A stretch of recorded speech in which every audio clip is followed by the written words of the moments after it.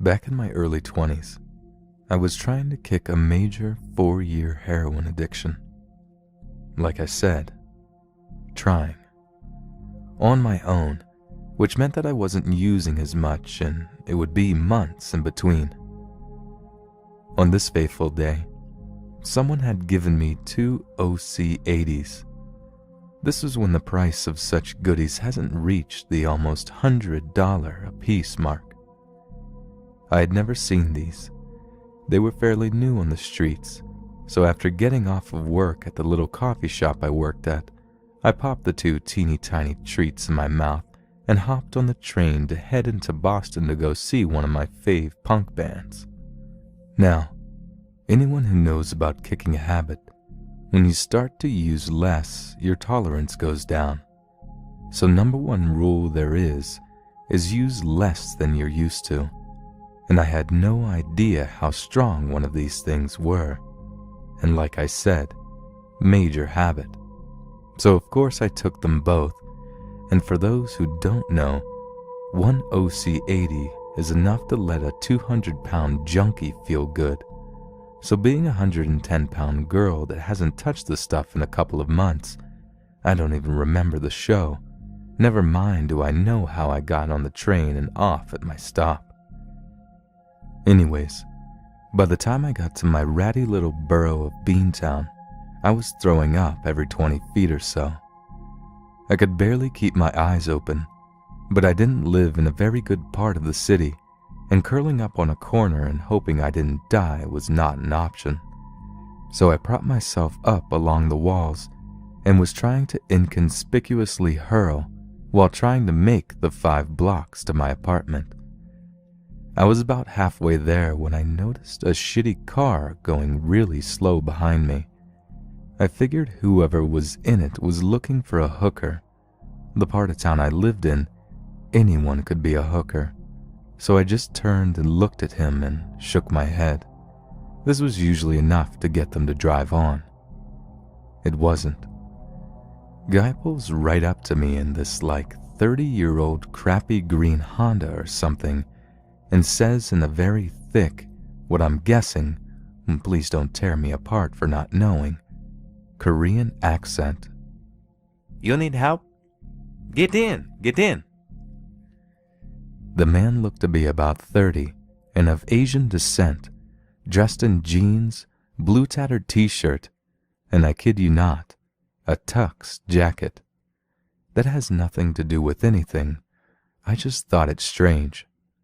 Living in Boston, you see some strange stuff. Now, even being a junkie, punk chick, I was always a polite girl who was so nice to strangers as to not hurt anyone's feelings, and because of this, I would get myself into dangerous situations, and I knew this. So I just wiped the puke off my mouth and smiled at the guy and said, "Thanks, but my boyfriend is waiting for me just down the street." There was no boyfriend, and I actually had quite a bit of blocks to cover, but I was nice, not stupid. Well, not that stupid, considering the pill-sickened state I had put myself in. Mr. Man says, "You're sick. You need ride." Okay, guy can't take a hint. I told him again that I didn't need a ride, but thanks. I started to walk faster and cross the street. Unfortunately, it was a one-way, and he pulled up close enough to the curb that he could grab me from the driver's seat. Alright, now I'm getting scared. It's almost 3 a.m. and no one is out on this side of the street. "No, you get in now." I was feeling really sick and embarrassed at this point. I was trying to hold off throwing up in front of this guy, and I know I'm about to hurl again and getting pissed, so I yelled, "No, I know get in now. Look, dude, I'm not gonna suck your dick, so just fucking leave." And then I puked. Now, I was always on the small side and hung around and lived in places where it was a good idea to have some sort of protection. Tonight I had my gravity knife tucked in my boot, so when Mr. Good Samaritan started to get out of his car as I bent over. I pulled it and let the blade slide out as I stood up and said, "Please, just leave me the fuck alone." His eyes focused on the knife, and he got back in the car. Like I said before, his car was a piece of shit, so when he took off, it was really loud. I watched him turn the corner and started back on my wall crawl home. As I turned the next corner, lo and behold, there he was at the end of that street. He took off again when he saw me stop and stand there looking at him. But the whole way back home, I would either see him or hear his muffler. I still hadn't put my knife away because I knew if he actually got a hold of me, I was in no condition to be able to get him off of me without a lucky stab. He actually drove by me as I was fighting to open the door to my crappy little duplex. My roommate and I lived on the bottom floor, but once I got in, I felt pretty safe enough to crawl to the couch and pass out because my roommate's big-ass skinhead boyfriend was there with her in his pit something mix, who was a love bug, but smart enough to know when not to be. When I finally woke up the following evening, those things hit me really hard. My roommate told me she couldn't believe I had slept through all the ruckus. Apparently the dog had started barking around 4:30 a.m. and wouldn't stop, so they let him out of the room and tried to go back to sleep. But Rudy wasn't having that. They came back out to tell him to shut up, and he was running back and forth between the back corner window and the window behind the couch I was passed out on, which was the actual backside, finally standing on the couch over me and going batshit crazy, acting like he was trying to bite through the friggin' glass without me waking up. My roommate later told me she had checked to make sure I hadn't OD'd and died. This was the point where my roomie's boyfriend decided to go check out what the heck his dog was trying to kill. He grabbed the bat we kept by the door and made his way to the back where the window met the couch. He heard a lot of noise going on the other side. Living in a crappy part of the city, there was a lot of crap around the building. And then a car starting up, a loud car. By the time he ran to the front, the car was halfway down our street.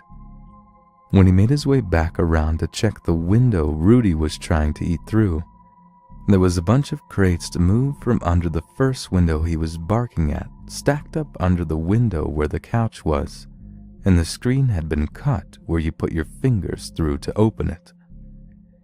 I always read these threads where people say, "I'm getting goosebumps just writing this," and shake my head thinking so overdramatic.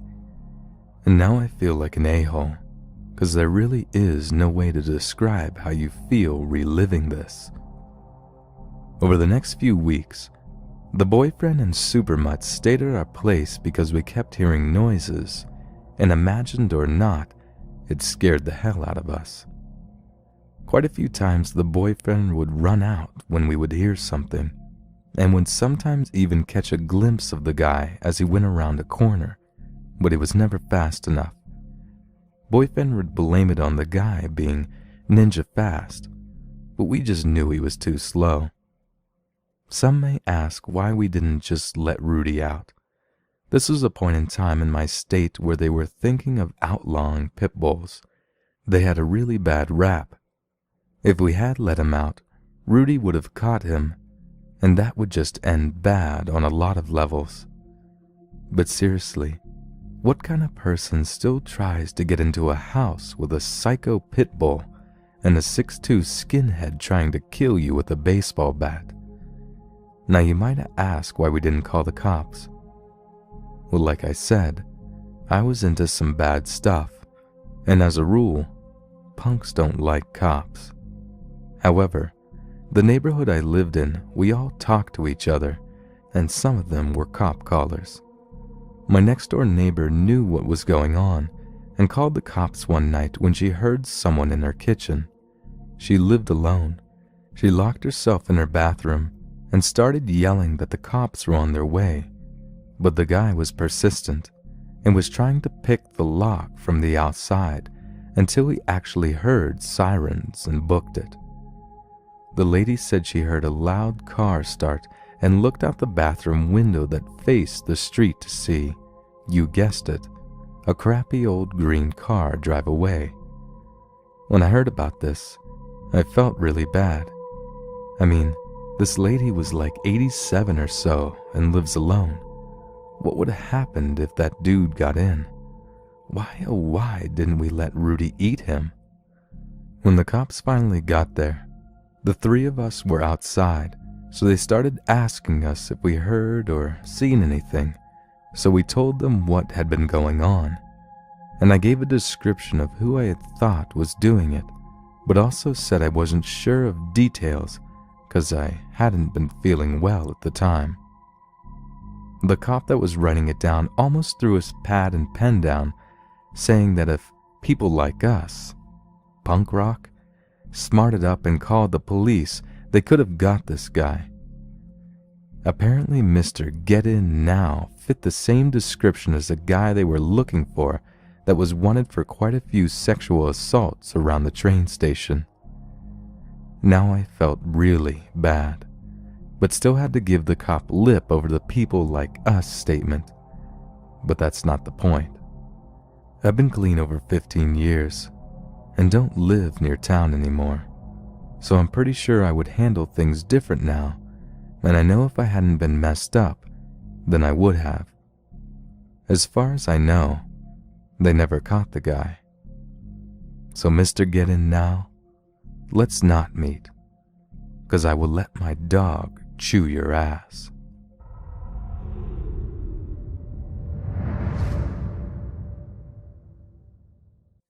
I use Tinder pretty frequently, and it's usually cool.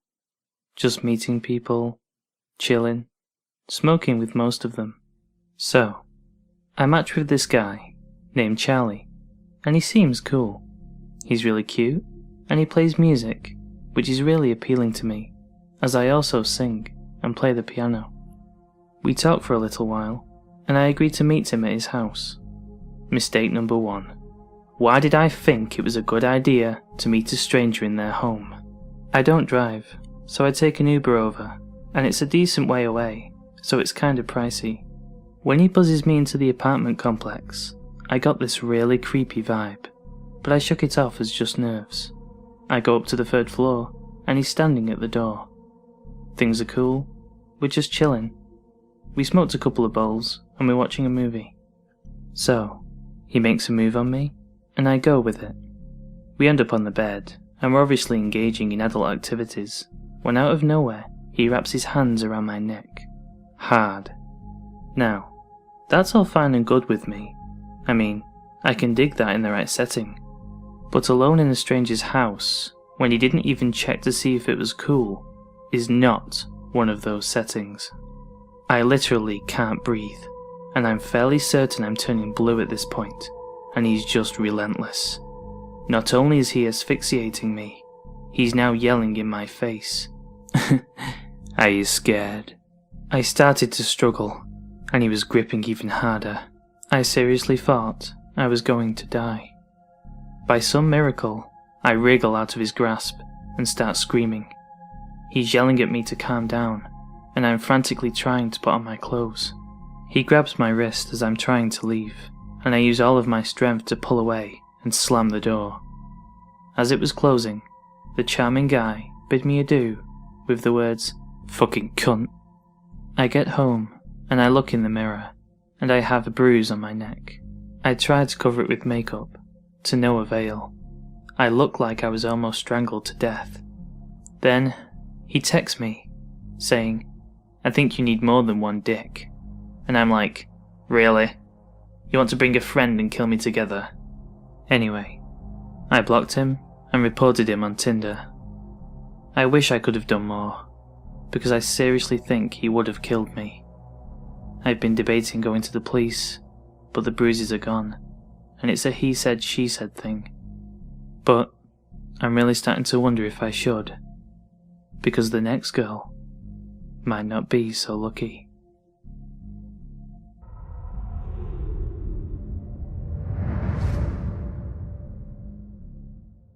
Despite a few creepy instances as a child, there has only been one time in my adult life that I have truly felt primal fear. I live in a village in the middle of the English countryside. To paint an accurate picture of its size, it has a population of 4,000, but feels more like 1,000 due to its spread out nature and being surrounded on all sides by lots of fields, farms, and woods that eventually connects onto a pretty famous forest. It's kinda in the middle of nowhere, and because of this, has notoriously bad phone and internet connections. Having lived here all my life, I know the place like the back of my hand. I know where all the public footpaths through the woods and fields are, where they connect, which are shortcuts, and where to cross deep streams, etc. I've gone on walks in this area throughout my childhood with parents and alone as an adult. Nothing bad had happened. I felt safe here. This story took place last summer in July, after I moved back home from university, had yet to get a job, and smoked a lot of weed. A habit my parents despised, and which I tried to keep hidden from them by going for evening walks, multiple pre-rolled joints hidden away in my hoodie pocket. As usual, this day they both got home at 5 p.m. We had dinner, but chatted for a while longer than usual, as my mom had had quite a hectic day and was telling me about it. Because of this, I ended up heading out for my walk an hour later than routine, around 7 p.m. But as it was summer, the sun was still shining, so honestly, I didn't really notice that it would start getting dark while I was still out.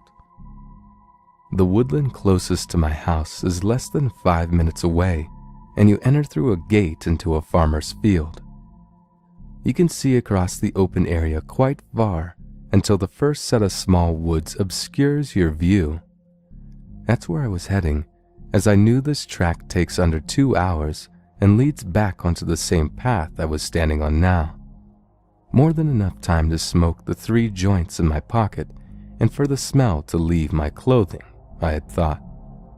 This entire area is very popular for dog walkers, so it's not unusual to see other people while you are about, and as this is a village, everybody says hello to everybody. I lit my first joint and started walking. I'm just in my own world for a while, until I was less than 100 feet before the entrance to the woods. An elderly man was coming out of them throwing a ball for his collie dog. I finished my joint and stubbed it out. As I got closer, I recognized it was John, who lived on the road next to mine and knew my grandpa. We stopped and said hello as I stroked his dog Max. While talking, I see another man coming out of the woods. No dog, bright green jacket, very tall, and had a good 10 years on me age-wise. Me and John chat another minute and say goodbye.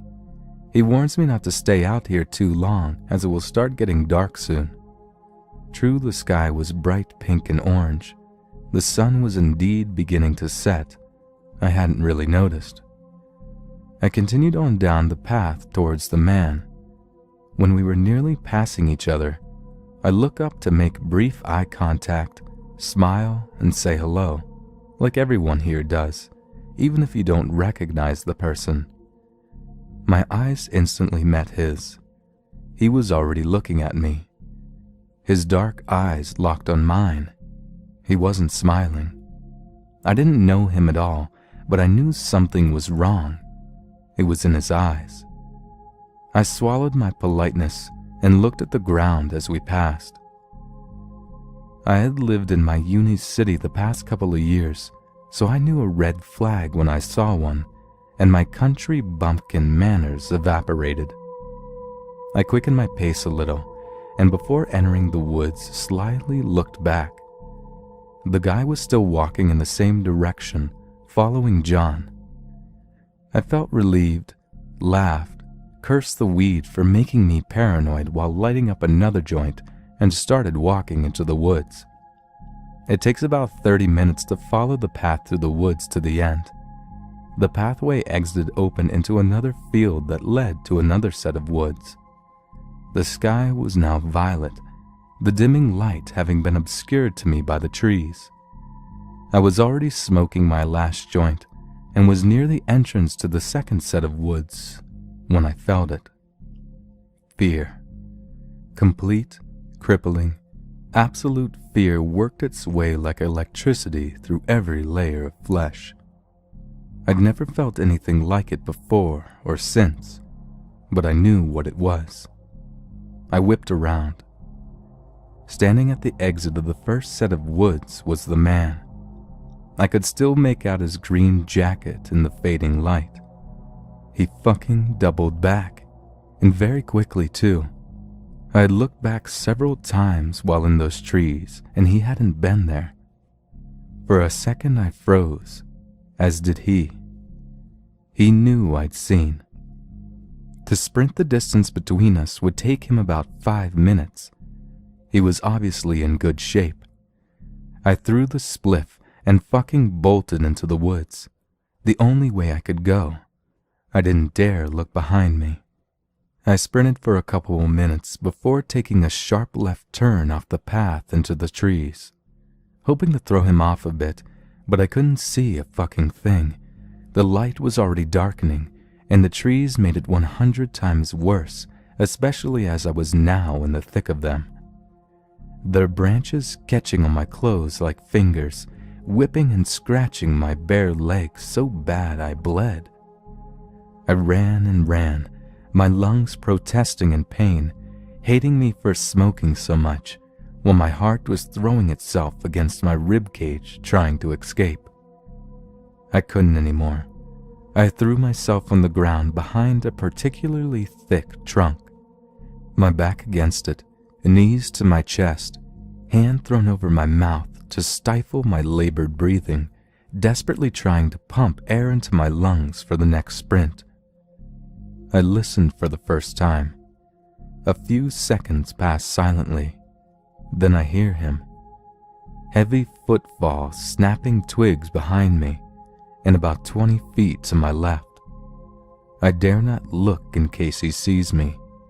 I have my phone, but I know I have little chance of signal being where I was, and knew he'd either hear me talking or see the light from the display. I'm not ashamed to say at this point I start to cry, the tears falling silently down my cheeks. "What the fuck?" I hear a deep voice exclaim. "Where are you? I knew you're here. I saw you." I have to clasp both hands across my mouth to stop my scream escaping. I can hear him moving around. I panic, and I find enough courage to slowly peek from behind the tree. He was about 10 feet behind me, less than 20 feet to the left, with his back to me. I move back, and my eyes search the area around me. I pick up a pretty heavy rock. I carefully check on him again. His back is still turned, but he's searching through the trees, hunched down lower to the ground now. I make a snap decision, and with everything I had left, I threw the rock behind me and to the right. It clattered through the branches of trees and made one hell of a noise. I watched him immediately bolt in its direction, laughing. He fucking laughed. I paused a little, hearing his footsteps get quieter, until I thought I wouldn't be so visible to him if I moved and threw myself forward. I ran, trying to put as much distance between us as possible, but I was also aware that I was getting further and further away from home. I knew there had to be a stream somewhere close. If I found the stream, I can follow it as it borders the land and ran parallel to some of the footpaths. I ran and ran until the trees finally cleared and I can just make out another field through them on the other side. I thanked God and push myself a little bit further till I'm out of the trees and the ground disappears from below my feet, and I go head over shoulders down the stream embankment. I crash into the water below, my open mouth and lungs filling with muddy water. As I splutter it out, I feel both relieved to have found the stream and terrified he's heard me. My phone is now ruined. I slowly make my way downstream as quiet as possible, listening out for him the whole time as the stream borders the woods, looking up periodically just in case. After a while, maybe half an hour, I notice the trees begin to thin out and realize this is the edge of the woods where I would have been exiting and where the pathway connected to the original one I'd started on. If I ran, I could get home in less than 20 minutes. As quiet as I could, I dragged myself on my stomach back up on the embankment army style, wanting to stay as low as possible. I peeked over the top. I could just make out the opening of the wood's exit path about 50 feet away. I sat and scanned the forest line for a couple of minutes, my eyes trying to make out movement despite it being pitch black. Nothing. I couldn't hear anything either. I pushed myself up and sprinted as fast as I could across the field onto the pathway. I knew the gate I entered through was in the adjoining field. It really wasn't far. I was so happy. You fucking bitch! Came a screech from across the field. I swear my legs nearly gave out then and there. He had been waiting for me. I turned my head and saw him sprinting out of the woods at full pelt. I screamed and pushed myself further, tears coating my face. All I could do was run. I crossed into the main field now, and I could see the moonlight shining off the metal gate. My house was just 5 minutes away after that. I have never focused on anything as much as that gate. He was faster than me and getting closer, screaming at me the whole time about how he was going to slit my throat. I ran and ran, pushing myself up and over the gate and ran up the road. I dared look as I made the turning for my road. He was still fucking following me.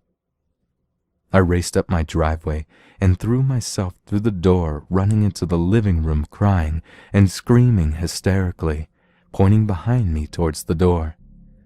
My dad ran outside while my mom grabbed a hold of me as I collapsed shaking. As it turns out, my parents had already called the police.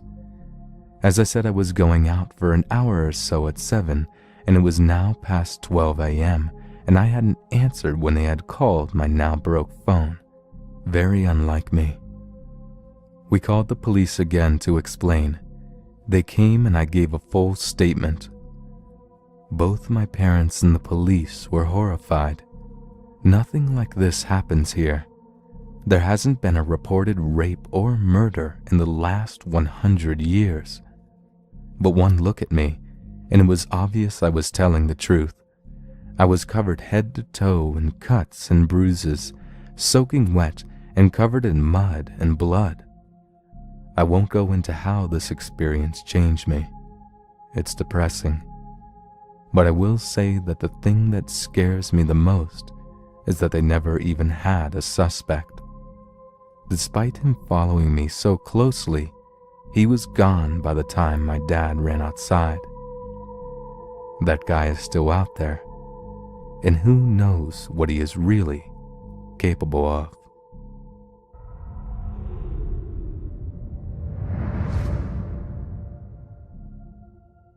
My mum had been a drug addict my entire life. When I was younger, she constantly had people coming and going, and it seemed that a majority of the time, these people were shady. What did I expect? I thought I'd share one experience that still bothers me quite a bit. I was about 12 years old at the time. I was sitting on the couch watching Drake and Josh when there came a knock at the door. My mum wasn't home at the time, so I decided to turn the TV off and remained quiet. "Eloise, you home?" It was a man. I just wanted to drop something off. "Eloise." I stayed quiet. "Eloise, open the damn door. I'm not gonna hurt you." At this point, I was scared. Even as a 12-year-old, when someone says they're not going to hurt you, there's generally something they did in the past that would prompt them to reassure someone of that. Right? He started rattling the door handle. "I swear to God, I will break this door down. You've been ignoring my calls, my texts. You cannot run from me." He began pounding and kicking at the door. I ran to the bathroom, because it was the only door with a lock, and hid in the bathtub with the curtain drawn. I decided to take my bath gun, as I was still young and had not yet outgrown playing with toys during bath time. I put a little water in it and a little shampoo in it. At that point, I heard what sounded like splitting wood, and then footsteps in my living room. I heard him go from room to room, all the while yelling, "Eloise, you can't ignore me now, you bitch." Finally, he came to the bathroom door and tried the handle. "Oh, so you're in there, huh?" More pounding. He kicked the door in and stood still for a few long moments before ripping open the curtain and peering down at me. He had slick black hair with piercing green eyes, a sad attempt at facial hair, black hooded sweatshirt, black jeans, black shoes, and he held a brown bag in one of his tattoo-covered hands. "Oh, even better. I've seen you around here before. You're Eloise's daughter. So sweet." He kept repeating that. "So sweet." It made my skin crawl. He walked over to the window and locked it before squatting next to me. "You're gonna come with me. How about that? I'll buy you some ice cream." I glared at him, trying my best not to look terrified. "Not much of a talker. Your mother could learn something from you." He reached his hand out and rested it on my shoulder. In one quick motion, I pulled my squirt gun from under my leg and began spraying it in his face. He didn't register it at first, but quickly began wiping his eyes. "What the fuck is this? What the fuck? What the fuck?" I hurled my body at him, causing him to fall back and hit his head on the toilet. I grabbed the brown paper bag and ran from the bathroom, out into the hallway and down the stairs. I caught my mum on the entrance steps and pulled her the other direction. "What's going on? You're making me drop my things." She quickly caught on that something was terribly wrong and ran with me to my aunt's house. After catching my breath, I described the man and what he did. She quickly recognized him as a man named Tony, whom showed a lot of money to. I realized I was still holding the brown paper bag that the man had and gave it to my mum. She found a gun inside. He had showed up to kill my mother.